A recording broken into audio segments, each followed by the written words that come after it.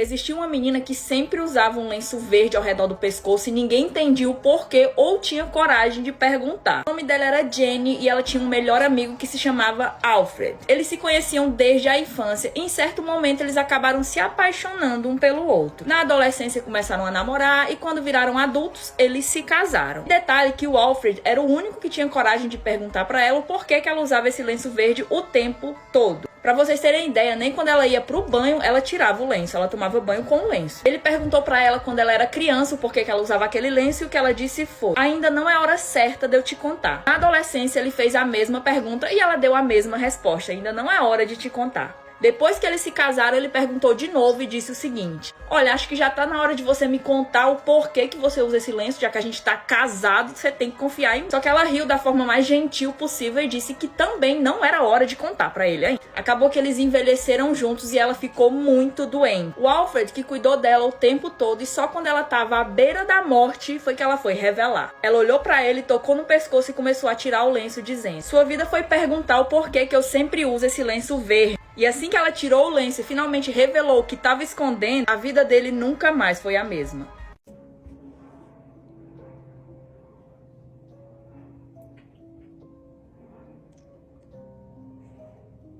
Nesse vídeo, a gente estava vendo um fã obcecado prestes a tentar assassinar a sua ídolo. Esse é um dos casos de stalker mais bizarros que eu já pesquisei até hoje. O Ricardo Lopes nasceu em 1975 no Uruguai, mas logo se mudou para os Estados Unidos com a sua família. Ele sempre foi descrito como uma pessoa introvertida e que não tinha praticamente nenhum amigo e muito menos conseguia um relacionamento amoroso. A autoestima dele era baixíssima e na década de 90 ele decidiu abandonar o ensino médio para tentar se tornar um artista famoso, porque esse era o maior sonho da vida dele. Foi aí que ele começou a se tornar obcecado por celebridades, sobre a fama, mas principalmente sobre a Björk. Pra quem não conhece, a Björk é uma atriz, cantora, produtora musical, instrumentista, super reconhecida e que já ganhou vários prêmios super importantes no universo da música, além de ter diversos álbuns que são aclamados pela crítica e pelos fãs. A obsessão que ele começou a criar pela cantora era uma coisa bizarra, mas de acordo com ele não era sexual, ele era encantado com ela por ela ter um rosto infantil e uma voz infantil também. Pra vocês terem uma noção, nessa época ele começou a escrever diários e também gravar alguns vlogs, como esse vídeo que eu mostrei lá no começo do vídeo,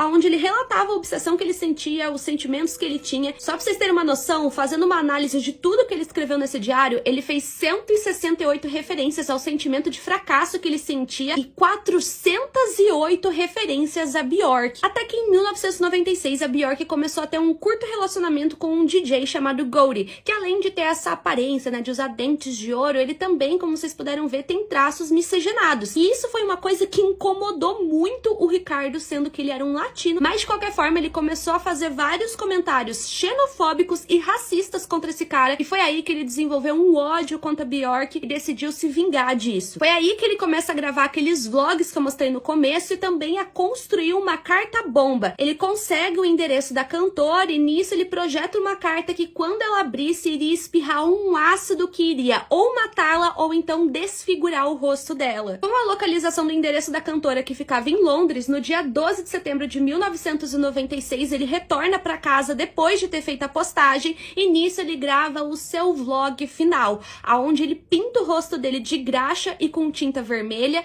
e, gente, começa a escrever várias coisas na parede. Atrás dele tinha um cartaz escrito The Best of Me, que significa o melhor de mim. Ele faz o seu último discurso e dá um tiro na própria cabeça. A ideia dele era que o sangue iria espirrar na placa que estava atrás dele, porém isso não aconteceu. Os dias foram se passando e o vizinho de baixo dele começou a perceber uma mancha vermelha no teto que pingava. Nisso eles chamaram a polícia e encontraram o corpo do Ricardo e uma mensagem escrita na parede assumindo o crime contra Björk, que até então não tinha acontecido. Nisso a polícia dos Estados Unidos entra em contato com a Scotland Yard, que é a polícia especializada lá da Inglaterra, que consegue interceptar o pacote que estava a pouquíssimos passos de ser entregue a Björk. Graças a Deus, nada de ruim aconteceu com a Björk, mas em algumas entrevistas ela chegou a prestar solidariedade à família do Ricardo e também lamentou, falando que era muito triste uma pessoa atirar contra o seu próprio rosto. Esse aqui é um caso que é tão bizarro, tão misterioso, que ele mora na minha mente.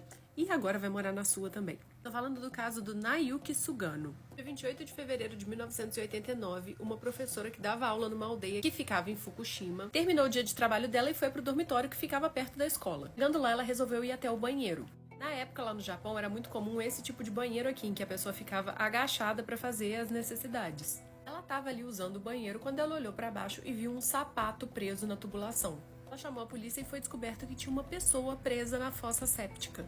Esse tipo de vaso era assim, gente, ó, o vaso estava aqui, tinha esse tanque aqui e tinha essa saída do lado de fora do banheiro. Esse tanque aqui acumulava o material séptico e de tempos em tempos vinha um caminhão que retirava por essa saída que ficava do lado de fora. Só que nesse dia tinha um corpo preso aqui no meio dos excrementos.